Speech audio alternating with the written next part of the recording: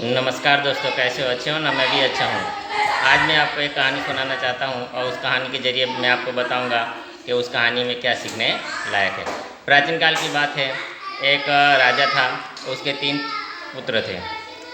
राजा बूढ़ा हो पूछा था, तो 3 पुत्रों में से किसको राजभार सौंपूँ, राज्य का कारोबार सौंपूँ, उस दुविधा में वो पड़ा था। एक दिन उसने एक साधु से अपनी मन की दुविधा को प्रकट किया। साधु ने उसे एक उपाय बताया। साधु के उपाय के तहत उसने अपने तीनों राजकुमारों को बताया और उसे 100-100 रुपये दिए और कहा कि इन 100 रुपये से आपको अपने कक्ष को क्या कर देना है, भर देना है। और इसके बाद ही मैं आपको बताऊंगा कि मेरा जो राजपाट है जो तो वो किसको दूंगा। तीनों राजकुमार 100-100 रुपये लेकर चले जाते हैं। पहला राजकुमार सोचता है कि ये 100 रुपये से क्या आएगा। उसने पूरे राजमहल का कचरा खरीद लिया और अपने कक्ष को कचरे से भर दिया। उस कचरे की दुर्गंध से उसका कक्ष क्या हो गया, तो कि दुर्गंध मारने लगा। दूसरा वाला राजकुमार सोचता है कि ये 100 रुपये को क्यों ना मैं जुआ में लगा दूँ।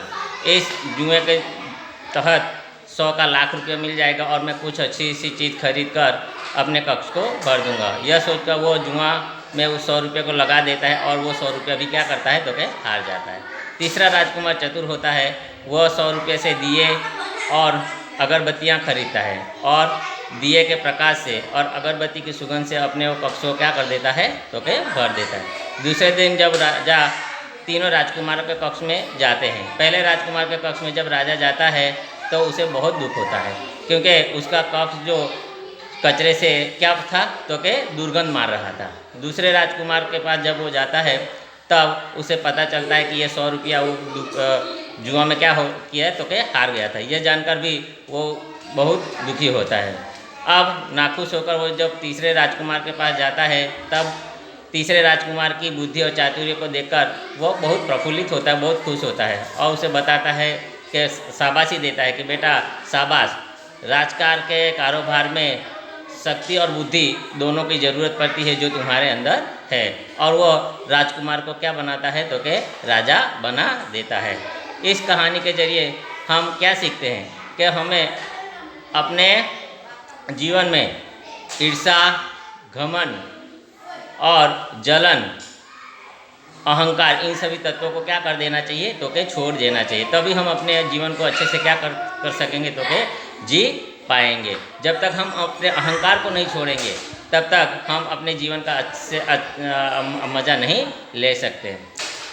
पहले का समय था कि लोग अंतर्देशीय पत्र में समाचार लिखते थे और वो जो पोस्टमैन उसको ले जाता था और बाद में 10-15 दिन के बाद वो जहाँ जाता था और बाद में लोग जो उस पोस्ट खबर अंतर बाँचते थे। पूरे गांव, पूरे घर के लोग वो समाचार सुनते थे। अब हमारे पास मोबाइल आ गया, 2 मिनट में हम फ़ोन लगाते हैं और सामने वाले के हालचाल पूछ लेते हैं। फिर भी हम अपने अहंकार को नहीं त्यागते। मैं सामने से फ़ोन क्यों करूं, वो सामने से फ़ोन क्यों ना करें, यह अहंकार।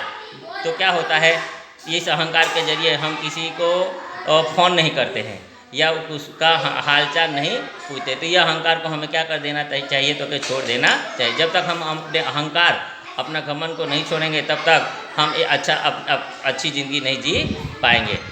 दूसरे वाला राजकुमार जो था तो वो क्या करता था कि अपने 100 रुपये को जुए में लगा देता है। तो इसके ज़रिए हम क्या सीखते हैं कि आगे बढ़ने के लिए हम शॉर्टकट रास्ता आजमाते हैं और उस शॉर्टकट रास्ते के तहत क्या होता है, तो कि हम अपनी बची कुची पूंजी जो भी है तो कि गंवा देते हैं। जिस तरह आगे बढ़ने के लिए हम जुआ खेलते हैं, सट्टाबाजी खेलते हैं और इसके तहत भी हम जो अपनी बची हुई पूंजी को क्या करते हैं, तो कि गंवा देते हैं। तो आगे बढ़ने के लिए हमें मेहनत करना चाहिए, ऐसे शॉर्टकट रास्तों को आजमाना नहीं चाहिए। तीसरा वाला जो राजकुमार जो था तो उसने दिए के प्रकाश से और अगरबत्तियों से अपना कक्ष को क्या कर दिया था, तो कि महका दिया था। तो हमें अपने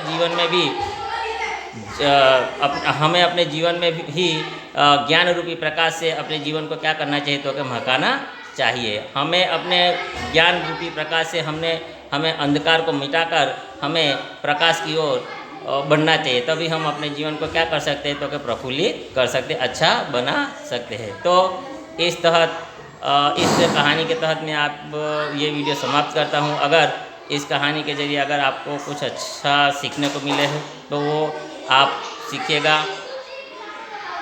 थोड़े से समय में मैं दूसरा एक नई कहानी लेकर आऊँगा। तब तक के लिए नमस्कार। अगर कहानी अच्छी लगी हो तो लाइक कीजिएगा, सब्सक्राइब कीजिएगा और शेयर कीजिएगा। धन्यवाद।